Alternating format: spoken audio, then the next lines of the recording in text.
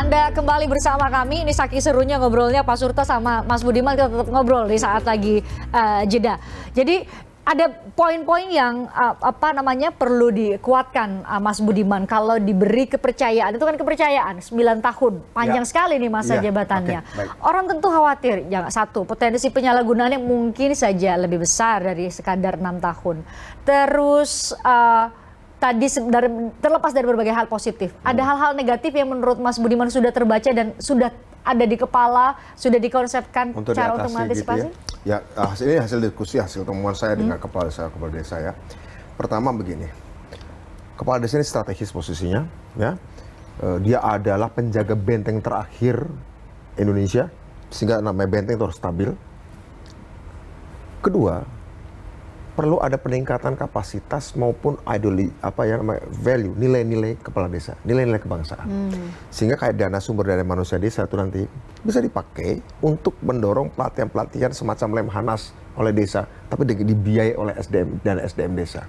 Ya, kepala desa harus juga diberi wawasan kebangsaan.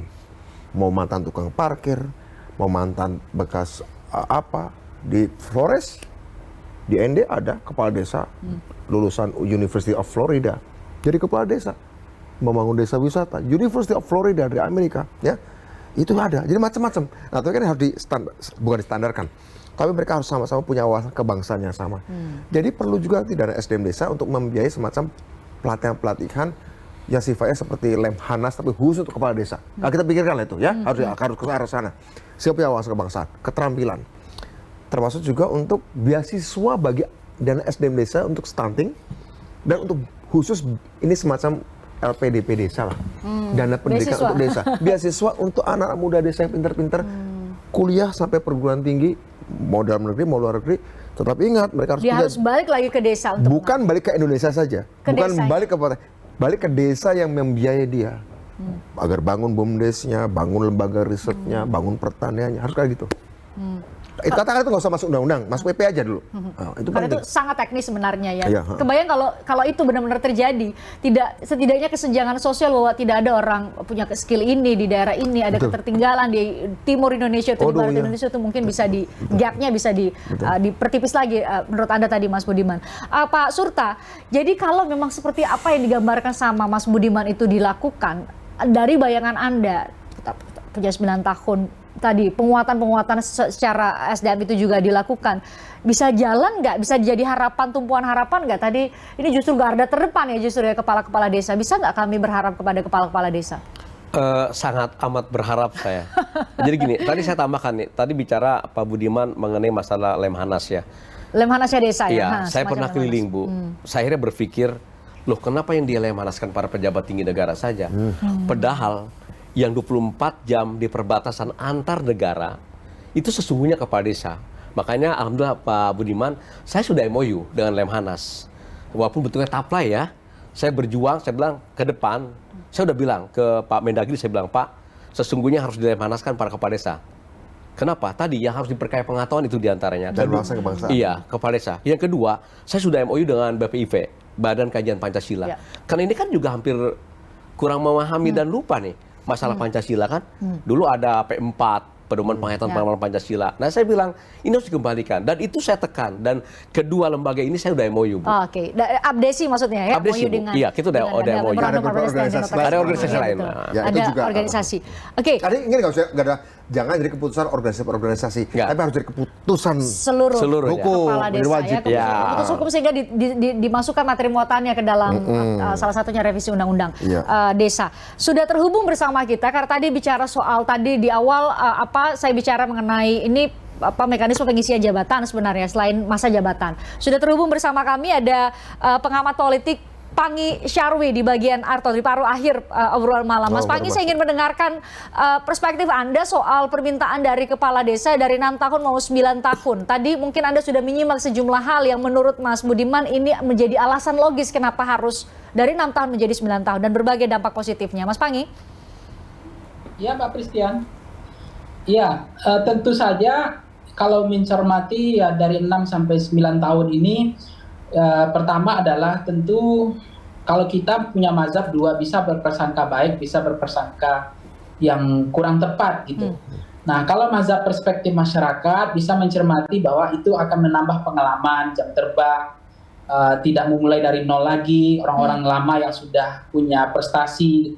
Tapi dari mazhab yang lain misalnya, ada potensi abuse of power, ada potensi yang kemudian disalahgunakan untuk agenda kepentingan partai politik, agenda untuk kepentingan pilpres. Itu juga bukan tidak mungkin bisa tidak terjadi gitu.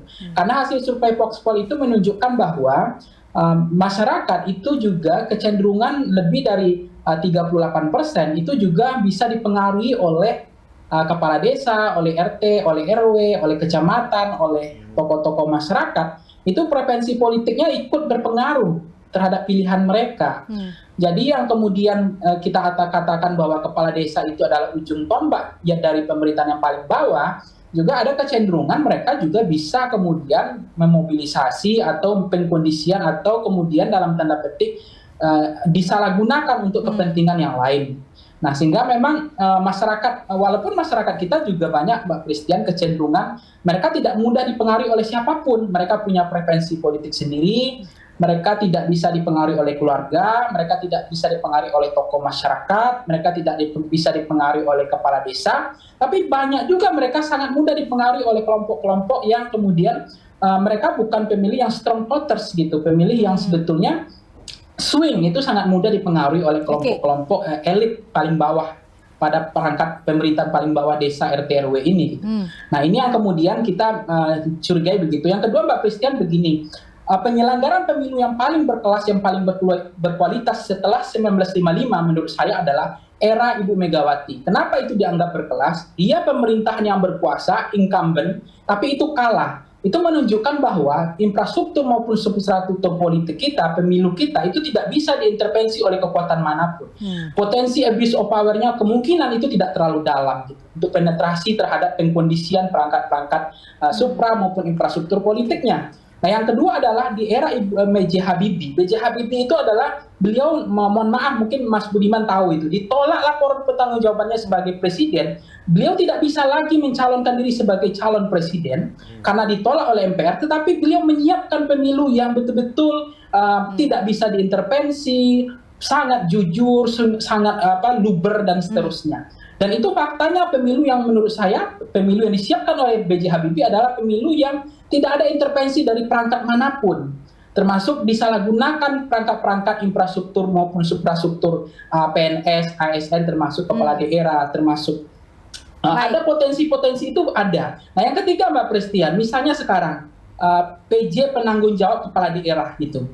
Kepala daerah itu bertanggung jawab kepada sumber kekuasaannya dari mana? Bukan dari rakyat, karena mereka PJ. Legitimasinya bukan dari rakyat. Dari sumber kekuasaannya adalah bisa dari gubernur, bisa dari presiden. Nah, artinya apa? Itu juga masih ada potensi abuse of power. Mereka berterima kasih, mereka tahu diri dari mana sumber kekuasaannya. Nah, pengkondisian itu juga memungkinkan terjadinya pemilu kita tidak lepas dari konflik kepentingan itu. Baik. Di dalam politik tidak ada makan siang gratis. Di dalam politik selalu bicara apa, dapat apa, bagaimana. Baik. Dan menurut saya starting point-nya, Mbak Christian, pasti ada persamaan kepentingannya. Makanya kepala daerah minta, misalnya tadi PJ kepala daerah itu diperpanjang setiap tahunnya, kepala desa juga diminta 9 tahun. Tapi pasti ada persamaan kepentingan menurut saya di situ. Tidak ada yang zong itu, nggak ada. Nah, pasti ini ada. perlu kita konfirmasi langsung kepada Pak Surta dan juga Mas Budiman yang mengetahui bagaimana ide atau wacana ini muncul. Saya ke Pak Surta dulu. Pak Surta mungkin bisa menjawab secara lugas. Ada nggak memang kepentingan politik yang menjadi motif dari permintaan dari setidaknya Asosiasi Pemerintah Desa seluruh Indonesia untuk minta dari 6 tahun hingga 9 tahun? Ya, kalau ini kan kita menyampaikan dari aspirasi teman-teman kepala desa. Karena dia sebagai pelaku, dia merasakan, termasuk saya sendiri yang merasakan gitu kan. Kalau kepentingan politik misalnya pilpres segala apa, saya bilang sangat amat jauh untuk urusan kepala desa. Jadi mutlak ini adalah pure apa yang dirasakan oleh para kepala desa. Itu kalau pandangan saya. Mas Budiman, adakah kalau dikait-kaitkan dengan kepentingan pilpres, kepentingan pemilu 2024, terlepas dari substansi tadi yang sudah kita bahas, itu relevan atau ada ada relevansinya? Begini, ketika seorang terpilih jadi presiden, seorang terpilih jadi gubernur, seorang terpilih jadi DPR, itu kan menjalankan tugas politik, membuat undang-undang, membuat peraturan. yang dikritisi kan undang-undangnya baik atau tidak, peraturannya masuk akal atau tidak. Nah, mungkin debat kita adalah pada soal ini tuntutan ini masuk akal atau tidak kan gitu. Kan sudah saya jelaskan, coba ya Mas Pak Soto juga jelaskan, dan ini kira-kira begitulah faktornya. Soal ada kepentingan politik, siapa dapat apa, kapan, bagaimana itu bukan cuma politik. Saya belanja permen, saya belanja roti juga gitu kan. Jadi ini sebenarnya gini, ini memang ini hubungan biasa saja, tidak ada makan siang gratis, betul. Ya. Tidak ada makan siang gratis. Apakah kemudian ini akan mendapatkan benefit politik? Bisa-bisa saja, dan itu sah. Kenapa nggak sah? Tapi kepentingan politik macam apa misalnya? Ya artinya ketika ada satu partai atau dua partai ngotot memperjuangkan itu, kemudian partai itu dapat simpati, dukungan, ya wajar-wajar saja. Nggak ada masalah begitu. Dapat insentif elektoral kan? Insentif elektoral wajar-wajar saja saya pikir ya. Kebetulan saya pernah juga ketika saya dulu 2009 bawa draft undang-undang desa jadi bahan kampanye, saya dapat electoral benefit, saya dapat suara terbanyak misalnya begitu ya. Ya karena saya bawa gagasan itu gitu ya. Bahwa sekarang misalnya saya nggak jadi DPR, tapi ternyata kepala desa masih minta-minta saya untuk ngomong. Padahal saya kan nggak punya kuasa gitu kan. Ya sudah, apa yang saya punya ya saya kenal presiden, saya kenal teman-teman di DPR ya ngomong-ngomong saja begitu. Nah tapi artinya gini, kita agak susah kalau kita masuk bicara motif per motif. Masalahnya yang diproduksi itu masuk akal atau tidak. Saya kira di sana nanti.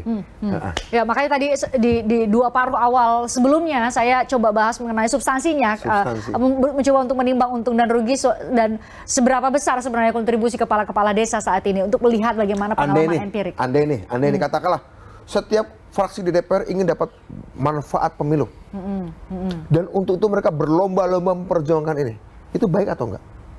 Ya itu adalah bagian dari strategi pemenangan. Ya tapi baik nggak hasilnya? Bagi tuntutan itu. Kalau seperti yang Anda jelaskan tadi baik ketika itu diperpanjang. Baik kan? Artinya baik. Artinya bagus betul saja. Outputnya kan untuk rakyat. Gitu. Itu adalah cara ya, cara mereka strategi. Untuk bisa ya. Namanya juga politik ya. Mas Panggi, sayang sekali Anda bergabung terakhir sekali di obrolan malam. Sebenarnya kita berharap bisa ngobrol lebih panjang berempat, tapi terima kasih sudah join di paruh terakhir atau detik-detik terakhir malah di obrolan malam. Saya selalu buat Anda, nanti kita ngobrol lagi dengan topik-topik lain. Pak Surta terima kasih, Mas Budiman juga terima kasih. Kita ikuti betul nanti ya bagaimana dinamika revisi undang-undang desa ini, termasuk salah satunya materi muatan yang kita bicarakan malam ini. Terima kasih juga buat Anda yang sudah menonton kami. Saya Christian Grich. Kita jumpa lagi besok dengan obrolan lain. Tertarik dengan diskusi saya dengan para narasumber? Saksikan obrolan malam dengan topik-topik menarik lainnya. Jangan lupa subscribe ya channel YouTube Berita 1. Like, komen, dan share video ini ya. Terima kasih.